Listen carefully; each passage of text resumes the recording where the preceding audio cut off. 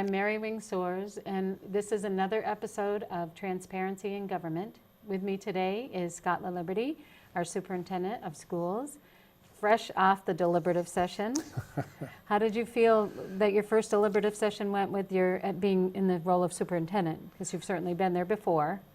Well, obviously grateful for the support of the community. It was a nervous evening anytime you're first time through something big like that, but you know, nice turnout, school supporters, and we know that about our town anyway. Mm-hmm. So yeah, you know, the outcome was positive, and now we look to the vote. And I have heard feedback about your presentation, very positive feedback. They were impressed with everything that you had to say about our school and about the programs that are there. Great.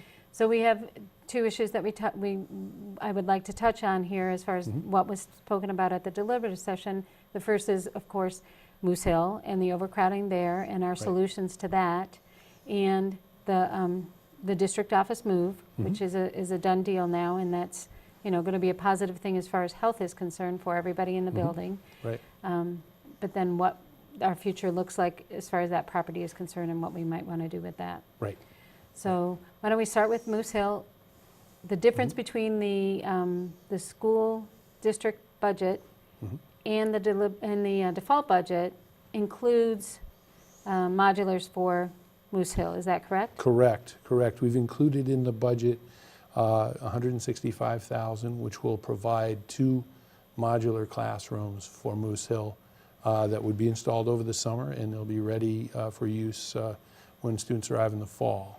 Part of the reason, as you mentioned, the growth that we've experienced in town has been primarily in the elementary grades anyway, but really nowhere greater than at Moose Hill in the LEAP in kindergarten programs. You know, as I mentioned at the deliberative, 16 classrooms, and right now all 16 are in use as classrooms. What that means is we have one room a classroom that used to be a library. The library is now in the hallway. We have another room that was used for academic support, and that's now in a teacher's room and a conference room and that sort of thing. So very real crowding situation there, and certainly something we feel we need to address. Now, when modular classrooms are added to Moose Hill, is there going to be a cover for kids to be able to walk from the main building to the modular classroom? Yes. Yep. That's part of what we included in the fit-up cost would be that obviously we would connect everything as far as power and lights and all that sort of thing. But also there would be a covered walkway, a hallway that would go outside so that the students are secure, and that would also include security cameras and that sort of thing as well. Right, and protect them from the elements as well. Yep, that's right. Yeah, because these are it will be the 5-year-olds, right? The kindergarten will be in those 2 modulars? Yes, yep, yes. That'll be, yep. Okay, and you know, I guess on everybody's mind is if the school district budget doesn't pass, if the default budget is what passes, what happens? Do we still get those modular classrooms? What will happen then is we will have to go back to the board and back to really the community in a larger sense to take a look at what it is that we're willing to live without. Obviously, we have developed contingencies as a school administration of things that we feel we'll have to live without. But anytime you have that kind of a situation come up, you do get into circumstances where you have to make some very difficult choices. Sure. So we would have to live without some things. Unlike a warrant article where it's in the general fund budget, we could still actually put the modulars in. Well, and your expectation is that you would, regardless. That would be my intention. Right. The question then becomes where you're back down to the default budget. That is not included in the default budget. So what you have is $165,000 that you have to find somewhere else. Well, and it's not just that $165,000. It's also another bus. Correct. For Moose Hill, correct? So that Correct. those kids aren't on the buses as long as they are right now. Right. And then because you're also adding students from different parts of the town. Right. So, and it is also a teacher. It is. Yeah. Okay. And then was there anything else that was part of that 400? delta between the two? As far as between the two, there were a lot of smaller items as well. We restored some of our technology and whatnot that had not been included in the budget last year. So we're trying to get back onto a replacement cycle for some of our technology and supplies and that sort of thing. As you remember, last year's budget was actually below default. So we feel like we have some making up to do in some of those other areas as well. It would be, when you get beyond that, there are a lot of smaller pieces that would be missing. So I think you have a very important job between now and March 13th, and that is educating everyone to make them understand, because we're used to voting for the lower number. Correct. And really Correct. now the district needs the larger number. We wouldn't be putting that out there. Right. Generally, the larger number has been the default budget. For a lot of years, 12 to 15 by my recollection, just from as a new person coming and learning about the district, where enrollment was shrinking, we were able to absorb some of the increases in expense through things like attrition and staff, where we may not have to replace a position. We had a number of retirements that came in where it was a salary difference between the person who retired and a new person. So there are a lot of ways that when you're in declining enrollment, you wind up with the ability to absorb things like that. And one of the things that I know I heard Nate say often when he was in here was, part of that is with the understanding that as the tide turns, there will come a time where we're gonna have to go back above that default. Lucky me, it happened my first year on the job. But that said, that's part of the reason why we tried to get out and let people know what that difference is. Is that we do expect to have some retirements, but we're not really going to have enough to be able to do some of the things that we used to be able to do. And as we said the other day, the overall enrollment is down because our high school graduating class is larger than the 8th grade coming in, and the 6th grade incoming class is smaller than the 8th grade going out. That's sort of the end of the downturn. The lower numbers, right? It's now what we're seeing in pre-K through 5 is the classes are starting to get larger again. So that's part of what we're saying. We're talking a lot about preparing to grow, and that's really what we're doing. Right. Is we're trying to take care of some of these issues in the short term. Right. And in preparing to grow, I mean, you and I are both aware of the Capital Improvement Plan. Right. And on there, we have been talking about a new elementary school someplace in the town. Yes. Do you envision that there might be a change to Moose Hill as well as a new elementary school?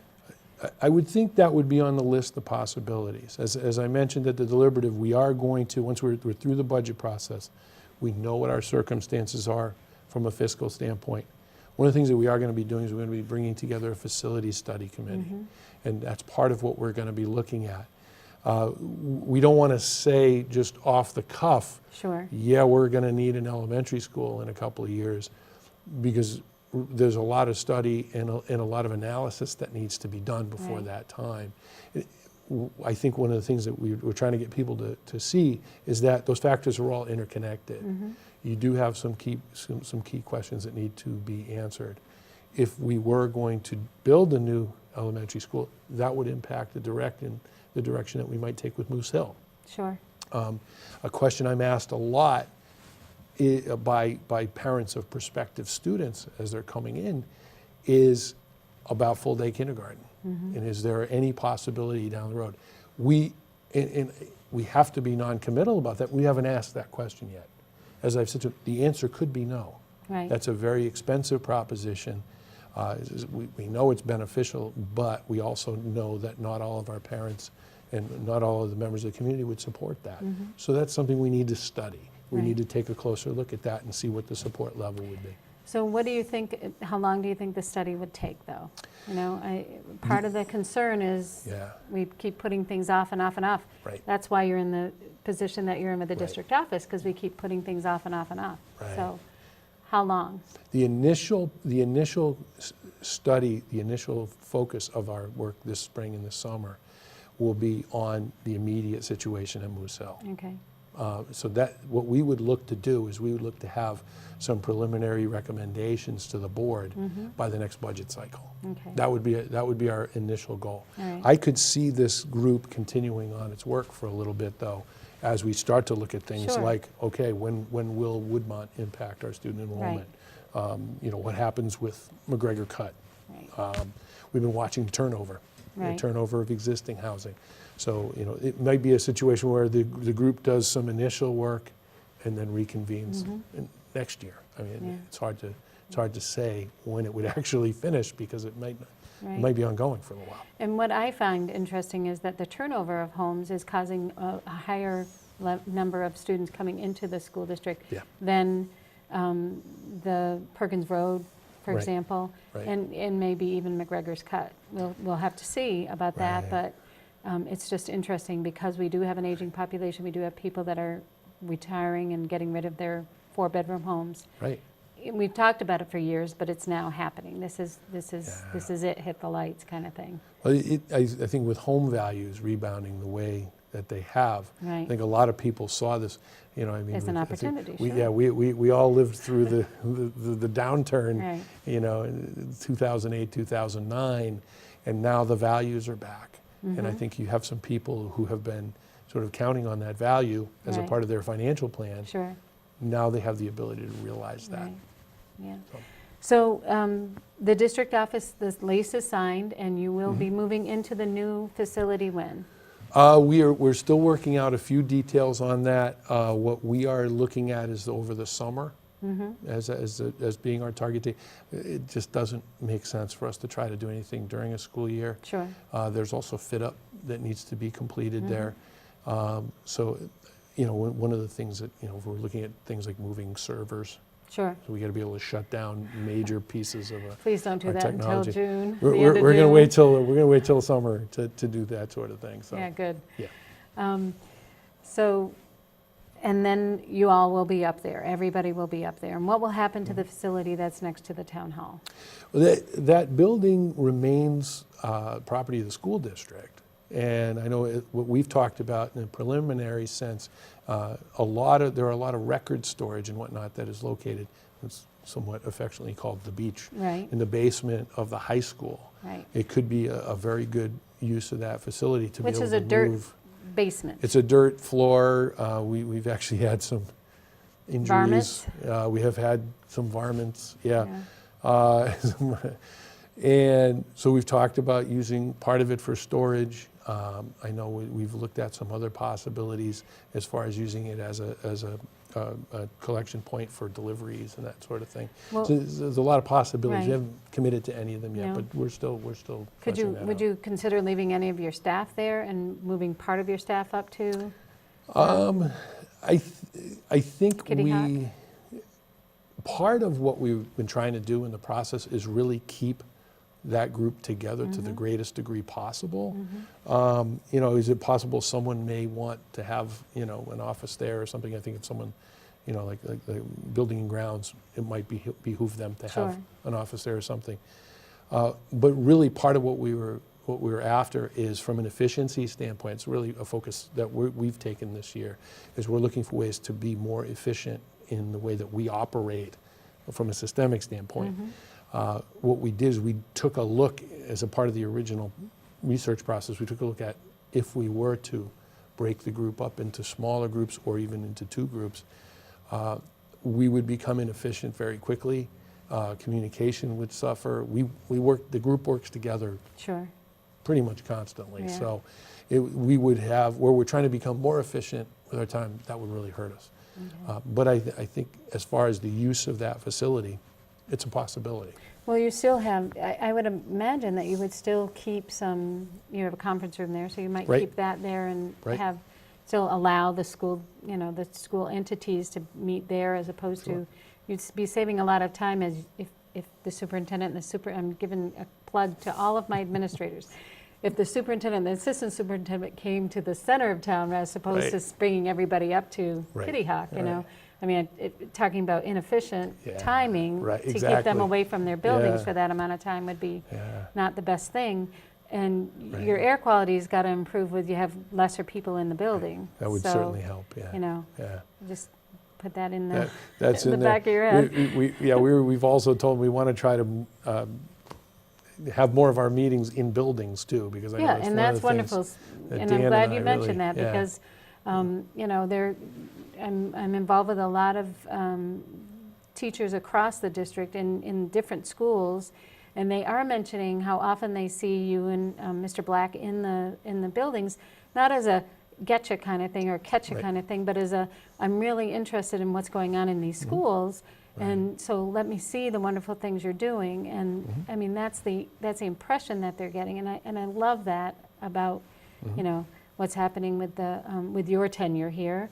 You know, I love Nate, and not anything. Right. It's just it's a different situation now, and you have a different style and a Right. different way of approaching things, and it's interesting. I mean, Right. I know you and I both were on the panel at when we were doing the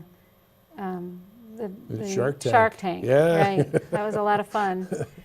For those of you who don't know, one of the teachers had all of the kids design a company, and it was in the computer class, so they had to do all of their presentations, and they had to do it in front of Shark Tank panelists, and Superintendent Liberty and I were on the same panel at one point. It was a lot of volunteer teachers and administrators that came in, and what fun. And the kids, you know, what a great opportunity for them to make their presentations. And these were 7th graders, so great, you know, beginnings of that public speaking, you know, thing. So I'm glad you had an opportunity to see that. Well, it's something I think Dan and I, one of the reasons that we work so well together is you know, even though we believe strongly in what we're doing now, and we believe this is a way for us to make a difference in our profession, we're both teachers at heart. So you miss the kids. We miss the kids.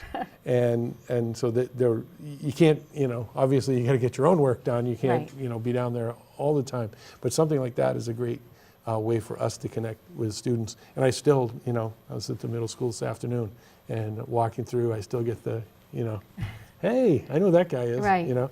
And I think that it's great for them to be able to connect with us on that level. Yeah. We're not just, you know, for me in particular, you're not just that mysterious guy who calls snow days. Right. So. Speaking of snow days, that's Segues. a great segue into blizzard bags.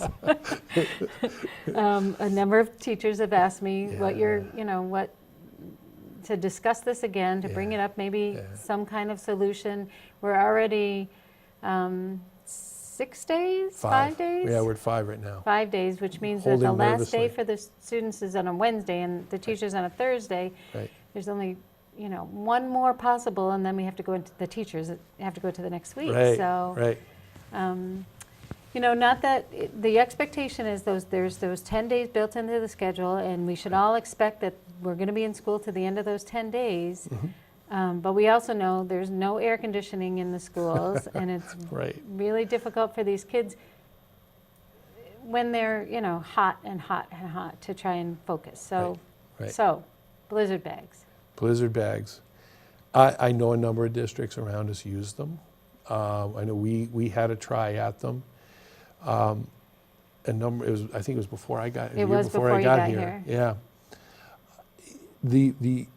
I like the idea of having flexibility to continue students' instruction beyond the school time and the school space. Sure. I love that idea. I haven't seen a model of blizzard bags yet that I think kind of measures up to what we're trying to create as far as a learning environment goes. Okay. So I'm open to talking about different ideas for us to be able to accrue instructional hours. I just don't want to get to a point where we approach it as kind of a process of counting hours as opposed to an instructional exercise. Sure. That's one of the things that I've been saying to a lot of people, because obviously I've been asked about this a lot too. I think we are fast approaching a day where remote instruction comes out of what we're trying to do from a pedagogical standpoint, as opposed to how do we get a day in, to a point where you could have, I'm just for illustration, you could have a teacher pre-record a program for community access where they might be teaching a lesson and students might be able to watch it on their television and then do an assignment based on what they saw. Well, we do have that So- already, though. We But have the- a ton of flipped learning. Yes. The problem with flipped learning is it is reliant upon internet access, and we don't necessarily have 100% coverage with internet access. That's another thing I think, hopefully we're getting close I when would, we get to that and point. so what I would love to see happen is if not only the survey goes home that says how much do you have internet access, Right. but the survey goes home, do you have a smartphone? Because even without internet right. access, they have, Right. Verizon or whoever they have, and they are able to do it Yeah. on their phones. I spend all day in the schools, and there are many, many students writing their papers on their phones. Yep. Yeah. Yeah, I've so- seen that. I don't know how they do it. I don't either, more power to you. I need a tablet or a computer Right. screen, It's thumb dexterity that I just can't understand. So, Yeah. But, I would love to see that question asked, only Right. because I think that we might find that we're close to 100% there, okay? I think we could approach it from the standpoint of we are trying to expand our instructional capacity. Right, And oh, by the way, yeah, if it's snowing, we could go to this particular methodology. sure, To me, that's solid thinking. right, What I want to avoid is kind of the mindset, and I know I worked previously in a district that did this, where they said, how do we get a day in? right, You know what I mean? So it became, the teachers are lining up at the photocopier to print Right. worksheets right. or that sort of thing. I think we can do better than that. I do think we can as well. But I think we're at a point where, like I said, we're closing in on being able to have that discussion. Maybe we are at 100% if you factor in smartphones. We do have a lot of flipped learning videos. If you think about a lot of the work that students can do on Khan Academy that's prescribed through their College Board accounts for high school students, even some 8th grade students who are Right. taking advantage of that. Right. I worry a little bit about our younger students, making sure that they have Right. meaningful learning experiences Sure. while they're home. I worry a little bit about some of our students who rely on modifications, who might have special education Right. needs, making sure that whatever we design for them meets what they need. Exactly. But they're all those are issues, problems. Yeah, right. they're problems that we can take a look at. I'm not trying to be negative or discourage people. And I think what I think it's a we have to continued- ask all those questions. Yeah. To make sure Yeah. that we have them answered before we come up with Right. a policy. But Right. More and more people are asking me about it, and so I'm glad that the Yeah. discussion or the thought process is happening, and, we'll move on from there. Sure. So you brought lots of notes. Was there anything you wanted to talk about today? You hit a lot of them. I brought some notes. I wasn't sure how deep we were going to dive into the budget, but I mean, you've certainly touched upon sort of the biggest issue, which is that differential Right. between the default and the proposed. We've talked a little bit about the district office. That's obviously something that was of concern. Just making sure that people have accurate information on that and why we're going about that. And really what it all comes back to is that real need that I think we have to sort of set things in motion so that when we come back and we're looking at capacity of our elementary schools, capacity of Moose Hill, one of the things you're going to hear us talk a lot about next year, and we're going to be talking about in the planning process, is this idea of functional capacity. It's a term that we're using more and more. I think normally when you ask someone, what's the capacity of a school, they tend to think of the assembly, the fire code for how many students can be in the building. When we talk about capacity, we're talking about programs. Right. We're talking about staffing. We're talking about materials. So it's a much more complicated Right. equation. So looking down the road, I think for us, that's going to be an important distinction. Right. That people understand that when we talk about capacity, what we're really talking about is programming. Because one of the misconceptions for the middle school was that since we were able to eliminate one team per grade level, that must have meant that there was all these rooms that were empty. And in fact, because there is not that fourth team, now Right. the reading teachers have a classroom in Right. 8th grade, not in 6th and 7th grade. In 6th and 7th grade, they are still delegated to the halls or to the, or to sharing a classroom, moving from class to class. Right. In the OT department is able to have their room so that they can service the learners. The, the special ed math people in the special ed reading department also have their own rooms, and STEM, which was an addition to our curriculum. So, the building, for example, the middle school, I mean, I can't speak to the other schools because I'm not in there, but the middle school utilizes every single space that they have. Right.